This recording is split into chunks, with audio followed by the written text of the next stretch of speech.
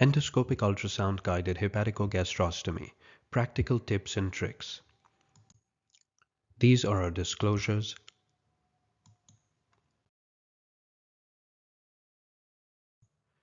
Endoscopic ultrasound-guided hepaticogastrostomy has gained traction as a reliable and safe method for biliary drainage in patients who cannot undergo traditional transampullary procedures. Here, we highlight key clinical and technical tips for successful EUS-HGS using devices that are currently available in Western countries.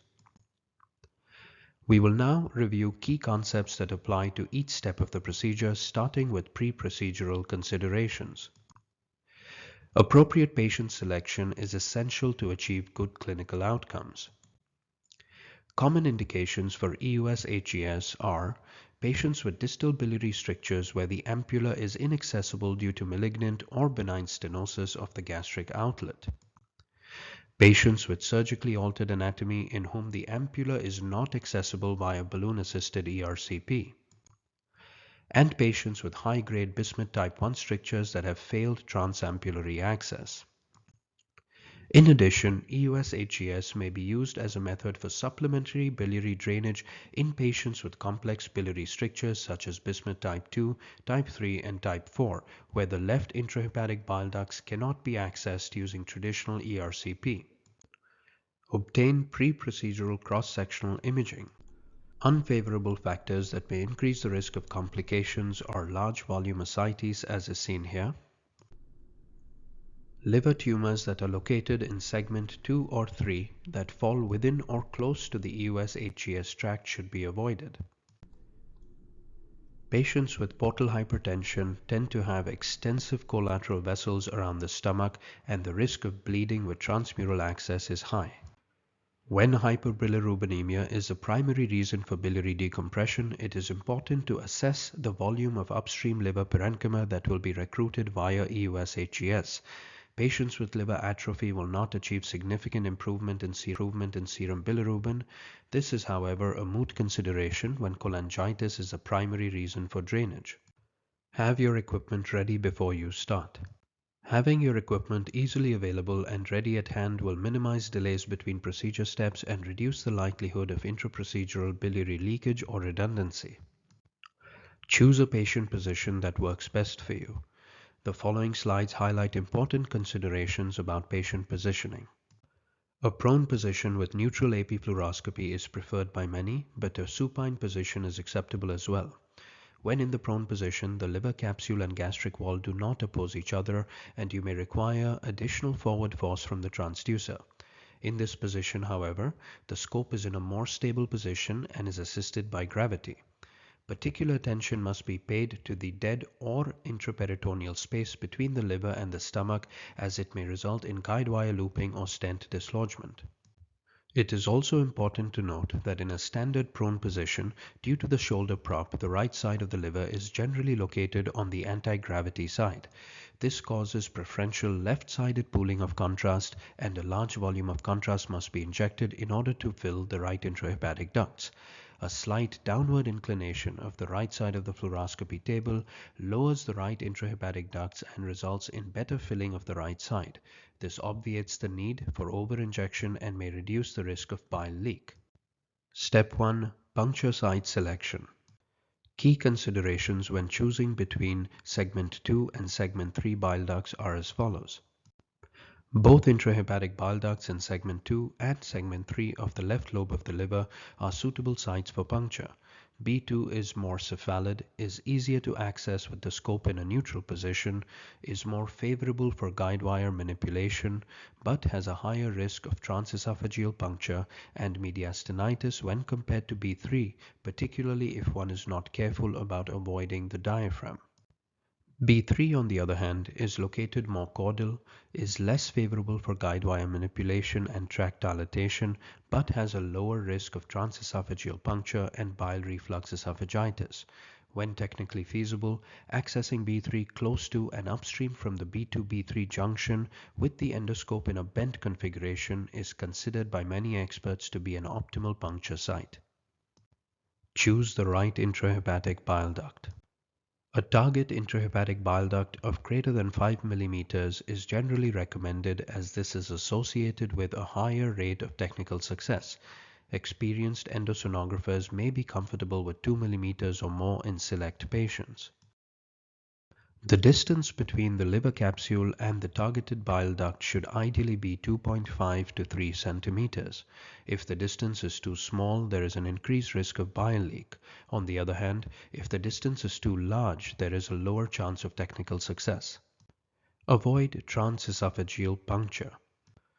Transesophageal puncture should be avoided as far as possible due to the risk of pneumothorax, mediastinitis, bile reflux esophagitis, and food occlusion of the stent.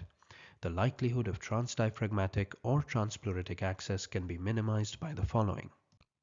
One must accurately identify the squamocolumnar junction and check judiciously for the presence of a large hiatal hernia. This can often be done with careful retroflexion of the endoscope. In the absence of a hiatal hernia, a puncture site that is 2 to 3 centimeters below the squamocolumnar junction will ensure an intra-abdominal puncture and minimize the risk of transpleuritic access. In the presence of a hiatal hernia, however, the squamocolumnar junction is frequently located above the diaphragm and does not correspond with an intra-abdominal location. In such cases, if the bile duct is punctured at the level of the squamocolumnar junction, the needle may inadvertently traverse the pleural space. In such cases, EUS may be used to identify the hypoechoic right cruise of the diaphragm that is located immediately anterior to the aorta and terminates a centimeter or two above the celiac artery optic. The level at which the right cruise terminates marks the start of the abdominal cavity. Once identified, this point can be marked via EUS injection of radiocontrast or application of a hemoclip at the level of the transducer. This can then be used as a reference for the remainder of the procedure. Avoid traversing the gastrohepatic ligament. The hepatic ligament can be identified as a homogeneous hyperechoic structure that is located between the undersurface of the liver and the lesser curvature of the stomach. The ligament contains medium caliber blood vessels and may sometimes contain lymph nodes, as is seen here. Traversing this ligament should be avoided if possible, as this may result in positional kinking and angulation of the stent. Optimize the angle at which you approach the target bile duct. The angle between the longitudinal axis of the FNA needle, depicted by the red dotted line A, and the longitudinal axis of the target bile duct, depicted by the blue dotted line B, determines the direction of the guide wire. An angle of approach that is greater than 135 degrees facilitates unrestricted passage of the wire towards the hilum. In B2, the angle is generally achieved with the scope in a relatively shallow and straight position. As seen here, the angle of approach is quite favorable during B2 puncture, and the wire passes without difficulty towards the hilum. In B3, however, if the scope is in a shallow and straight position, the angle of approach is unfavorable. A favorable angle is obtained with the scope in a deep or caudal and flexed position. This position is achieved by inserting the scope 4 to 5 centimeters beyond the diaphragmatic cruise, turning the big wheel all the way down and pulling the scope slightly backward until a target intrahepatic bile duct is identified. These are two examples of B3 approach in a straight, shallow, and deep flexed position. As seen in the video on the left side, the scope is deeper, completely flexed, has a more favorable angle of approach, and the guide wire easily passes towards the hilum. On the right side, you have the scope in a shallow and straight position with an unfavorable angle of approach, and the guide wire passes peripherally. Biliary puncture. Avoid introducing air into the biliary tree after you have punctured it. As seen here, air bubbles when inadvertently introduced into the biliary tree can significantly impair echo visualization. Withdrawing the stylet and priming the needle with contrast or saline will minimize the likelihood of pneumobilia. Avoid applying too much pressure on the gastric wall when screening for blood vessels. As seen here, blood vessels are clearly visible on Doppler, and they almost completely disappear when the transducer is pressed firmly against the gastric wall. Use of a balloon is sometimes helpful in such settings and will allow for echo coupling to occur without the need to apply extra force on the gastric wall that could mask underlying blood vessels. Be prepared to puncture through a fibrotic bile duct and decompress the biliary tree before injecting contrast. Puncture of the target bile duct can be particularly challenging in patients with fibrosis or biliopathy. In such situations, a rapid forward thrust of the needle may be required to gain access. It is not uncommon to puncture beyond the posterior wall of the bile duct. If this does occur, apply suction when slowly withdrawing the needle until a bilious aspirate is confirmed. The biliary tree should be decompressed before the injection of contrast. This will reduce the risk of bacterial dissemination in patients with cholangitis and intraprocedural bile leaks. Aspirated bile may then be sent for microbiological studies. Step 3. Contrast injection. Use diluted contrast. As is seen here, using water-soluble contrast that is diluted to 50% with sterile saline or water will result in better visualization of the guide wire and a more uniform distribution of contrast within the biliary tree. Recognize an intravascular injection. Prompt recognition of an intravascular injection is important. As is seen here, soon after the injection, the contrast follows a typical vascular arborization pattern and pools in the parenchyma of the left lobe. This should be promptly recognized and the needle should be repositioned. Step 4. Guide wire insertion and manipulation. When the guide wire is passed towards the periphery, the following tips or techniques are helpful to redirect it towards the hilum. The looping technique. Here, the guide wire is advanced until the tip is fixed in a terminal side branch. The guide wire is subsequently pushed forward while torquing. This typically results in formation of a loop. If the guide wire is kept close to the needle while doing this, the wire occasionally flips towards the opposite or hilar side of the liver. In this particular patient, despite trying this technique multiple times, the wire did not flip. Needle impaction technique. In this technique, while leaving the guide wire in place, the needle is withdrawn slightly until the bevel exits the bile duct wall and is positioned 2 to 3 millimeters within the liver parenchyma. In this position, the guide wire immediately exiting the needle tip is supported by the liver parenchyma and stays aligned with the longitudinal axis of the needle. This minimizes the risk of wire shearing and allows the operator to pull the guide wire back while only the curved tip is left within the bile duct. The tip can then be rotated towards the hilum. Caution should be exercised not to withdraw the guide wire tip from the bile duct during this maneuver. Scope manipulation. In this case, despite getting the wire to turn towards the hilum, it could not be advanced. In such cases, while leaving the needle tip in the bile duct, the scope can gently be advanced deeper while turning the big wheel up. This changes the orientation of the needle and generally favors a direction towards the hilum.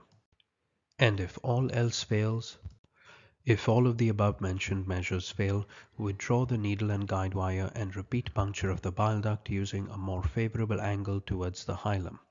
As demonstrated in this case, not withdrawing the needle completely while adjusting the scope and needle angle may result in a lower likelihood of bile leak. Using this technique, we were able to redirect the guide wire and advance it towards the hilum and subsequently into the bile duct. Step 5. Tract dilatation. The tract from the stomach to the intrahepatic bile duct is comprised of gastric wall, 2 layers of visceral peritoneum, liver capsule, liver parenchyma, and bile duct wall. Pathological thickening of any of the layers could lead to difficulty in advancing instruments. Identify and dilate all potential points of resistance. It is important to identify and dilate all biliary angles and narrowings, starting with the most distal narrowing. It is easier to pull a previously used balloon than it is to push it. Anticipatory dilatation of all sharp angles will ensure subsequent smooth passage of a stent. In addition to aspiration of bile before the injection of contrast, use of the segmental dilatation method will help minimize the risk of bile leak. Traditional methods used for tract dilatation involve simultaneous dilatation of the entire tissue tract from the bile duct to the stomach. As is seen in the illustration on the left, this allows for unrestricted leakage of bile through the dilated liver parenchyma into the peritoneum. In the segmental dilatation method shown on the right, the tissue tract is dilated separately on the bile duct and the gastric side, leaving 2 to 3 centimeters of undilated liver parenchyma. This undilated area acts as a stop valve that prevents the leakage of bile. This is an example of segmental dilatation method. As seen here, the bile duct is first dilated separately and a healthy amount of undilated liver parenchyma is spared. The balloon is then retracted towards the scope into a position where it traverses the liver capsule and gastric wall. This area is then dilated, leaving 2 to 3 centimeters of undilated liver parenchyma. This is the endosonographic view of the same. Step 6. Stent placement. It is vital to minimize intraperitoneal or dead space. As the stent is introduced across the gastric wall, the liver is typically pushed away and the intraperitoneal or dead space between the gastric wall and the liver is increased. This space can be decreased by pulling the stent backward into the scope during deployment. Before deploying the stent, it is important to reduce the dead space by advancing the stent deep into the intrahepatic ducts and then withdrawing it back towards the scope until the stent tip is at the desired position of deployment. The dead intraperitoneal space is highlighted here on fluoroscopy. Notice that as the stent is pulled back, the gap is significantly reduced and the liver capsule is once again in approximation with the gastric wall. This allows the operator to maintain control and may significantly reduce the risk of wire or stent dislodgement. If the stent does not pass easily, adjust the scope, and if that doesn't work, redilate the tract. As is seen here, the stent is hung up at the liver capsule. This is remedied by pulling the scope up and changing the angle of the guide wire. After passing into the liver parenchyma, the stent is once again hung up at the level of the bile duct wall and does not pass despite position change and applying tension to the guide wire. In such cases, a balloon may be used to redilate all potential points of resistance as seen here. Be sure to dilate all sharp angles and potential points of resistance. Upsizing the dilatation balloon can sometimes be helpful in such settings. Following a second series of dilatation, the stent passes comfortably into the liver ducts. Position your stent for success. The distal tip of the stent should ideally be located 2 to 3 centimeters within the selected intrahepatic duct, and the proximal tip should ideally be greater than 3 centimeters within the gastric lumen if deploying under endoscopic guidance, or greater than 3 centimeters within the therapeutic channel of the echoendoscope if deploying under sonographic guidance. Only after this optimal position is achieved should the unsheathing process be started. Important considerations during stent deployment. As the proximal flange deploys, it is common to visualize a first point of narrowing that represents the location where the stent exits the intrahepatic biliary tree. With the proximal flange anchored in place, the stent should be pulled slightly backward for the remainder of the deployment. This maneuver will pull the liver even further towards the gastric wall. Continue to deploy the stent while maintaining the distal flange in a steady position. As the stent continues to unsheath and expand, it will expand against the gastric wall. This fixes the stent in place and is usually identified as a second waist or narrowing closer to the echoendoscope. The remainder of the stent can then be deployed within the channel of the endoscope or under direct visualization. When deploying under fluoroscopic or sonographic guidance, the stent is completely unsheathed within the channel of the endoscope. The stent sheath is then pushed forward into the channel. This pushes the gastric wall away from the endoscopic lens and the remaining stent is deployed into the gastric lumen. Note that visibility at the end results from pushing the stent forward and not backing away of the endoscope. This is an example of deployment under direct endoscopic visualization. The stent is advanced deep into the liver and pulled back into a desired location. Once this position is achieved, the stent is unsheathed under direct visualization. The gastric pinch or narrowing is then identified on fluoroscopy and the stent deployment is completed once again under direct endoscopic visualization. Avoid blocking segmental bile ducts. A fully covered stent, when placed across the liver hilum or deep within the intrahepatic bile ducts, may result in segmental biliary blockage and focal obstructive cholangitis. Partially covered stents and fully covered stents with fenestration should be considered in such patients, especially when treating for malignant indications.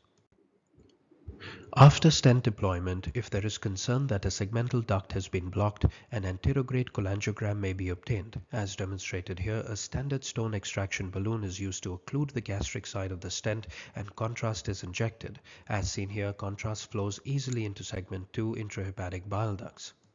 In this patient, however, we observed no contrast flow into segment 2 ducts despite using a fenestrated stent. While comparing the patient's baseline cholangiogram with the post-stent deployment cholangiogram, we easily identify the absence of any contrast in segment 2 ducts. This confirms segment 2 intrahepatic biliary blockage. In such cases, while the stent can be readjusted, one must be cautious not to inadvertently dislodge the stent. An alternative approach is to leave the stent in situ for 3 to 4 weeks and readjust it after the tract has had time to mature. In conclusion, EUS-HES is a viable option for biliary drainage in select patients using devices that are available in Western practice. An understanding and implementation of the technical nuances highlighted in this article should help Western endoscopists navigate the complexities of EUS-HES and ensure optimal outcomes. Thank you for your attention.